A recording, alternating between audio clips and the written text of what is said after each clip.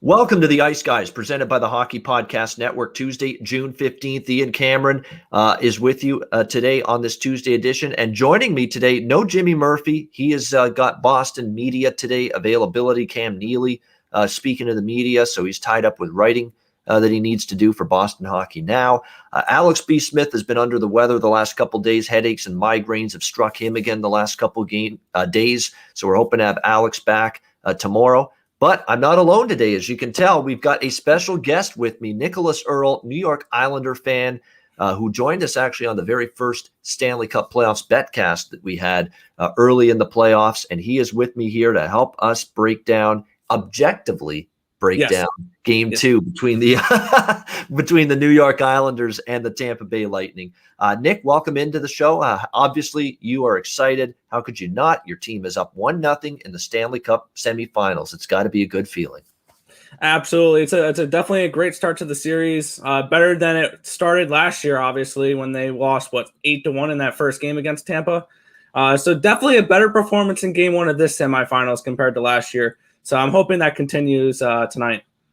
Yeah, exactly. And obviously, this is a huge game for Tampa Bay. If they lose tonight and go down 2-0 with the series shifting to Nassau Coliseum, where it's an insane environment. The crowd is, basically heckling the opposing goalie for the entire game, with all kinds of different chants. You got the New York Jets football players. They seem to be there every home game right now.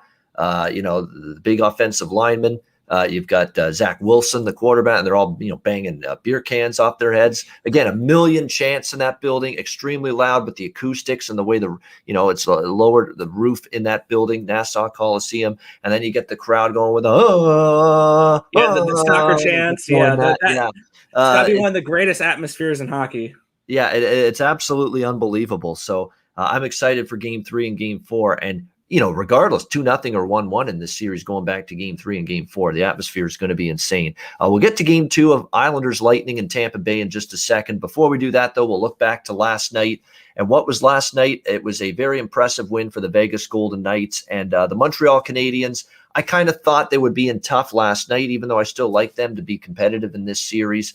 And we saw what the absence of Jeff Petrie, one of the top Big Four blue liners, if you will, on this Montreal Canadiens team. We saw what that absence would mean to this team. And what it meant was D pairs were screwed up. You got two defensemen playing with different partners now. All of a sudden, that cohesion is lost, that chemistry is lost. And then you add on to the fact the long layoff. They hadn't played in a week.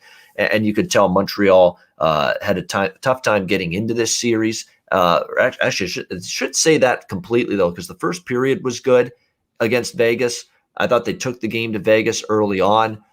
Marc-Andre Fleury was great. They missed on a couple of chances. But then as the game went on, I think Vegas got better. Montreal really wore down against that heavy, heavy Vegas forecheck. And that is where Vegas is just so good and so difficult. When they get that forecheck game going and they hem you in the offensive zone and they don't allow you to get out of in Montreal's defensive zone, you are definitely going to have a lot of problems. And that's what Montreal had. And you saw without Petrie, one of their best puck movers, zone exits are always big for him. He's always so good at getting the puck out of the zone. And without his puck moving ability at the back end, it just seemed like the longer that game went, Nick, Montreal was getting hemmed in their own zone. The forecheck was really wearing them down. And look, with all due respect to Toronto, with all due respect to Winnipeg, they're more straight line teams. They come at you off the rush. Rush chances are a big part of their game, getting a more helter-skelter up and down style. When it comes to actually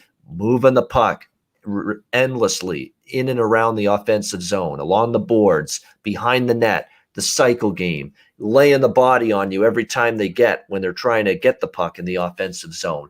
That's not something Montreal saw a lot of in their first two rounds in the opponents, the Leafs and the Jets. So I think just the different style and different way of playing that the Vegas Golden Knights brought to last night's game was a bit of a culture shock to Montreal. There's no question, because of just how much different it was from what the Canadiens saw against the Jets and the Leafs.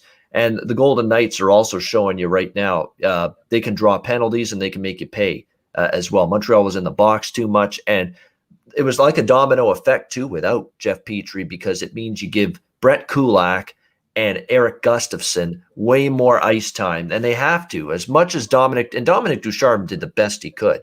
There was a time in the second period where you saw the ice time of the defenseman, Nick, and they had Weber and they had Edmondson and they had Sherratt up near 15 minutes, 14 minutes, and then they had Gustafsson and they had Kulak down in 5 and 8 minutes. So he was doing everything he could to shield them and not have them on the ice very long. But especially when it comes to Brett Kulak, he only got 8 minutes, but it might have been the worst 8 minutes a defenseman could play in a hockey game. He takes a bad tripping penalty. He's terrible in terms of coverage in front of the net on the Matthias Janmark goal, which made it 3-1 for Vegas. You got to either knock him on his can or tie up the stick. You've got to do one or the other. You cannot do neither in that situation. He did neither. He let him get the stick on it. He didn't flatten him in front of the net. And he was allowed to finish off that great pass to make it 3-1 Vegas. And it was a demoralizing goal to give up for Montreal because Cole Caulfield had just made it 2-1 with the power play goal. They had momentum on their side. And just like that, the momentum was snatched away by Vegas, getting the goal so quickly, 3-1. Carey Price was definitely the best player for Montreal. I thought if not for him, it could have been a lot worse than the 4-1 final score. You think about the second period, it could have been worse than 3-1. In that period for Vegas, had it not been for 3 or 4 of the brilliant saves he made. For Montreal, I think they'll be better. They're not out of this series yet. I'm still seeing people say Vegas in a sweep, Vegas in 5. You do realize that one game doesn't make a series, right? It's a series for a reason. Montreal's not going to go away. I still think they're in the series. Will they win it? That remains to be seen. But let's calm down about the Vegas sweep talk. There's a long way to go. I think Montreal's got a much better game in them than what we saw last night. And look, if they get Jeff Petrie back, that's going to help just a ton because, again, he is just so good moving the puck out of the zone, getting the rush started in the other direction. And you could see they were suffering mightily without him on the back end. We'll see if he's able to return as early as game 2 in the series. But good first game for Vegas. Thought it was a good game for a lot of their top players. Mark Stone, Pacioretty had chances. The blue line chipped in with some big goals. Shea Theodore was amazing. Absolutely amazing last night. I'm not just saying because he had 2 points. He had a goal, and then he had that unbelievable assist to Alec Martinez on the second goal, where he basically faked the clapper, just made a little juke move, and got that open space, got Carey Price to bite, and then there's that one-timer for Martinez. Just a brilliant, brilliant play made by Shea Theodore. And the Anaheim Ducks are thinking, we left this guy unprotected. How stupid could we have been doing that? Kind of like the Minnesota Wild. Sorry to say this, Terry. Felt that way about Alex Tuck, and it's the same damn thing. The Marc-Andre Fleury. Yeah, left these guys unprotected, Nick, and they have been unbelievable players and impact weapons for this Vegas Golden Knights team. So Vegas wins game 1, 4-1, and we'll see if Montreal can rebound in game 2 and if they can get Jeff Petrie back. Nick, what were your thoughts on last night's game 1 win for the Golden Knights? Yeah, I think that first period was the absolute definition of puck luck because Montreal, for the first 9-10 minutes, they dominated that first period. And if it wasn't for Marc-Andre Fleury, we may have been looking at 2-1 Montreal at the end of 1 or 3-1. And then all of a sudden, the Vegas Knights go down and then they score a goal on their third shot or whatever it was. This was definitely, and then after that, Vegas proved why they were the minus 550 for the series or whatever. They ran away with that game.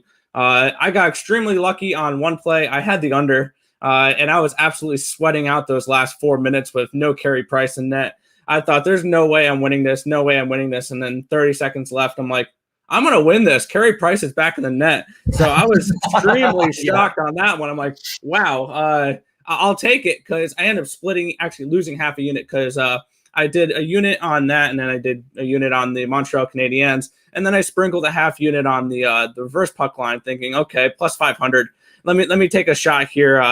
Canadiens, maybe they're up 1-0 heading into the third. They get an empty net goal. It's 2-0. Carey Price stands on his head. They can win a minus 1.5. That obviously did not work for me. I just wanted to take a little shot on that, but I'm totally I'm okay with what happened last night. I think that definitely this Montreal team is not done.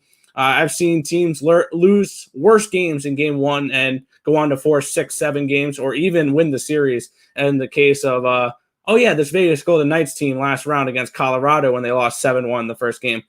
It's only game 1. Yes, it is an important game, but it doesn't decide the whole series. We were thinking the same thing with Colorado last series, going up 1-0, 2-0. We're like, Avalanche team. They're a world beater. They're not going to be stopped. They're going to sweep the Vegas Golden Knights in 4. And look what happened. So I was happy on my under win. It happens with the Montreal Canadiens. I took a shot plus 230. I actually got that line better than it closed. I believe it closed around 215, 220. So, I mean, I was totally okay with that little line movement beat. It's just I took a shot on the dog. It just didn't work out.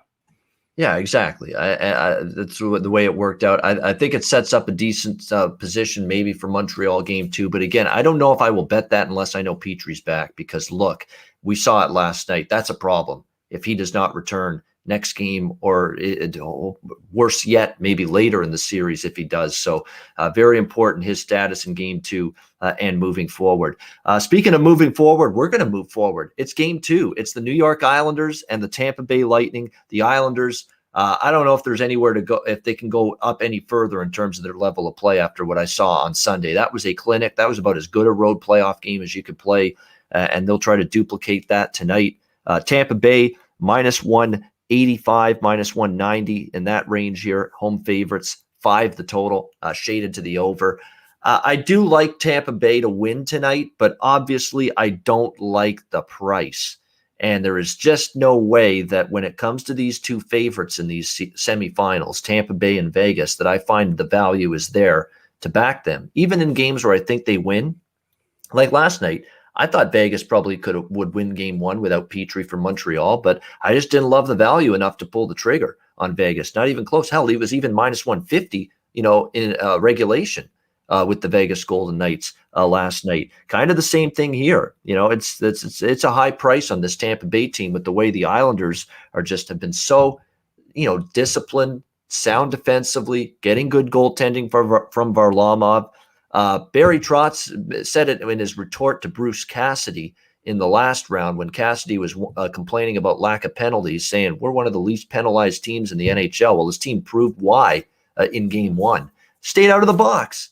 That's how you give yourself a chance to beat the Tampa Bay Lightning. Carolina did not stay out of the box, and look where they are now. They're sitting home, and that's the key. That is the most important element to giving yourself a chance against a juggernaut loaded team like the Tampa Bay Lightning. Don't give them opportunities with the man advantage. It's very simple. And the New York Islanders are one of those teams, is one of the least penalized teams in the NHL, that might put themselves in a position where they're not going to give the Lightning a bunch of those power play opportunities. John Cooper said we've got to win more puck battles. That's how we draw more penalties. So that's an emphasis for Tampa coming into this game, right from the head coach John Cooper, saying we didn't win enough puck battles, didn't get dirty enough, didn't feel like we were hard on pucks like the Islanders were, and that's exactly right. That's exactly how you analyze game 1. The Islanders, whenever Tampa Bay had the puck, there was an Islander jersey draped all over that player. It was something to behold. It was a thing of beauty in terms of clinical defensive play as a 5-man unit on the ice. Didn't matter whether it was a forward or whether it was a defenseman. There was someone all over Stamkos or Kucherov or Killorn or Palat or Johnson or any one of those Lightning forwards with the puck. And the only goal they had was on a suspect penalty late in the game, with the net empty. And they were down 2-0. That's about it for Tampa Bay offensively. I could see the calls maybe going a little bit more in Tampa's favor. I could see maybe the Islanders penalized a little bit more tonight, but even then, with the great job they have done at not taking a lot of penalties tonight, the Tampa Bay might get an extra power play or two, but it may not be a boatload of them. We'll have to wait and see. But it's all about they've got to be harder on the puck. When they get the puck, when there's an Islander guy draped on you like they were in game 1, you just can't immediately let the Islander player, whether it's defenseman or forward, just win the puck from you. You got to win some of those somehow, some way. I know they don't make it easy on you, but you got to win some of those. And I think there's an onus for Tampa Bay to do that here. I do anticipate a fast start for Tampa Bay in this game. Really the one bet I like for Tampa Bay, it ain't the full game money line. I don't want them in regulation because I think they could start strong and still, be in, right down to the wire, just life or death, trying to win this game. So I like the first period option on Tampa Bay. What I will do is minus a half goal at plus 150. There's where your value is if you like Tampa Bay. I think it's that first period option, minus a half goal, plus 150. Keep in mind, when the Islanders have won a game, the previous game, the first period has been sluggish, has been slow for them at times. I remember the Pittsburgh series, the game 2 against Pittsburgh after they won game 1. First period was just not good for the New York Islanders. And I worry about that now against an even better Tampa Bay team here on the road. I think that first period puck line is a good way to go. Tampa Bay minus a half, plus 150. And I'm also liking over 5 here, minus 135. We've seen the total drop now, half a goal after that 2-1 low scoring affair. And obviously I expect Tampa Bay to have a little more heyday offensively here in this game, maybe get a few extra power plays. And look, for all this talk that the Islanders are a defensive juggernaut, and they are very good defensively, and Varlamov's been good in net, who's among one of the top scoring teams in the playoffs in terms of the teams left standing? The New York Islanders. So the New York Islanders can score. And if this game does get a little bit more pace in it, and it is a little bit more wide open in it, they could go at you toe to toe in a game like that now. Look what they did in the Boston series. Remember that game? It was 5-4. It was back and forth. It went. The Islanders have showed you if it gets a little higher scoring, they can hang in there with Beauvillier playing well, Brock Nelson playing well. Of course, they've gotten different combinations. Matthew Barzal, the big one, who has now put away his early playoff struggles and is on fire right now. I think you ride Matthew Barzal to score a goal again tonight just because he's feeling it. That's a goal scorer prop I like. Point for Tampa Bay seems to come up big in these games. I wouldn't argue with that in terms of goal scoring props tonight in this game. But the main two bets are going to be for me, Tampa Bay minus a half goal, plus 150, and also the over 5, minus 135 for the full game in game 2 tonight between the Islanders and the Lightning. And I will say this now, and I know Nick will back me up as the Islander fan that he is. I'm glad to see Nick Leddy and Adam Pelech and Ryan Pulock and these defensemen get their due finally for how good they are and how good they've been this season. I mean, Adam Pelech and Ryan Pulock, those two guys in particular, they walk down the street in a major city and you wouldn't know them. That's how low key and under the radar they're flying right now and all season. But they have been great. That entire blue line's been good. Noah Dobson is just a young kid that's going to keep on getting better for the New York Islanders. Lou Lamoriello builds teams with toughness, with grit, with that ability to be physical, hard on pucks, good defensively, have a good goalie.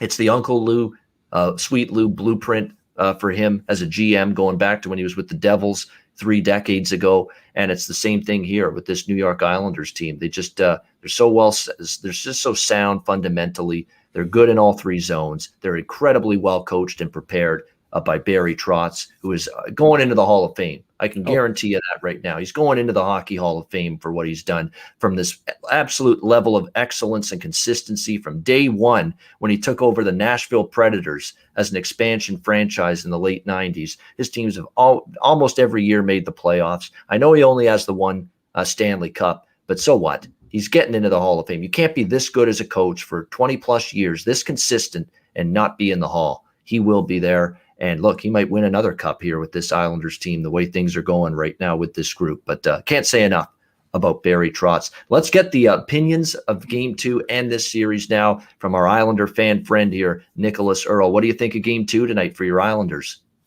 Well, I think it would be a crime for me not to come out and sit here and say I'm going with the Islanders today. I think that's kind of obvious going into this one.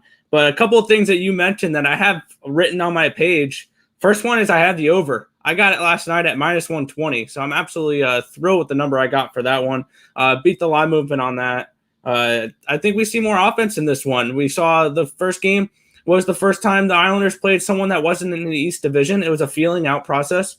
Same thing with the Tampa Bay Lightning. That's why I also did the under last night with Montreal and Vegas. And I feel like now's the night that it's going to open up a little bit. We're going to see a little bit more offense, and we're asking for 2 goals each for each team to get at very least a push. I mean, that's not asking too much from either of these teams. The Islanders have scored at least 3 goals in 9 of the 13 games that they've been in the playoffs, so they're putting pucks in the back of the net. And another thing that I was looking at that you mentioned was I have Matthew Barzal scoring a goal at plus 250. I also have him over half a point. At minus 114, he's put up points in 4 of the last 5 games, 2 points in 2 of those games that he put up points. I have a couple other player props because I wasn't going to just come up here and just say Islanders and over. I have more player props. I have Kyle Palmieri over half a point. He's put up a point in 4 of his last 5 games. And another one I'm riding the streak with here, I have Alex Killorn over half a point at -106. He's put up a point in 5 straight games, dating back to even that Carolina series. So I'm expecting some offense tonight on both sides. We're getting at least 2 goals, I think, each. As good as Varlamov has been, I think we see at least 2 from them. I don't think as good as this Islanders defense have been with Pelech and Pulock and Dobson. And we're also forgetting they have a former captain on their team with Andy Green playing third-line defenseman who's looked not half bad either. And looking at the total here at 5, this is the first time in the playoffs that this Tampa Bay Lightning team is playing a total of 5. The Islanders have done it 6 times. They've gone over that total 4 of the 6 and pushed 1 time. So if you bet the over 5 in the Islanders playoff games, you've won 4 of your 6 bets and you've only lost 1 of them. So that being said, I like the over in this game. I have the Islanders. I got them at +175. I was looking at this game. The Islanders won game 1, and you're telling me the way that they kind of dominated that game up until the last minute and a half. The way they dominated that game, and then you're going to tell me Tampa Bay is an even bigger favorite next game. That's not bias talking here. That's just the Islanders outplayed the Tampa Bay Lightning, and I think the East Division is the stronger division between the two, between East and Central.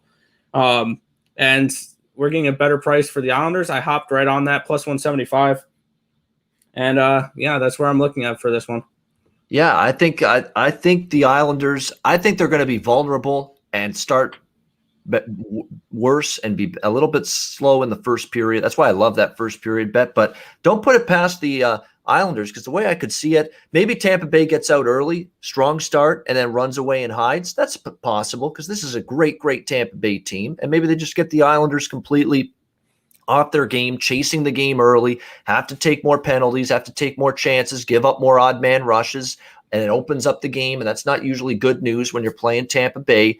But we could also see Tampa Bay get off to that fast start, maybe be up a goal or 2 after the first period. And here's Barry Trotz again, like we've seen with the Islanders in the past in these playoffs against Boston and Pittsburgh when they fall behind in the first period, still managed to come back and rally. We've seen them do that in games against Boston and Pittsburgh. And maybe they could do that here because they are one of those teams that are mentally resilient.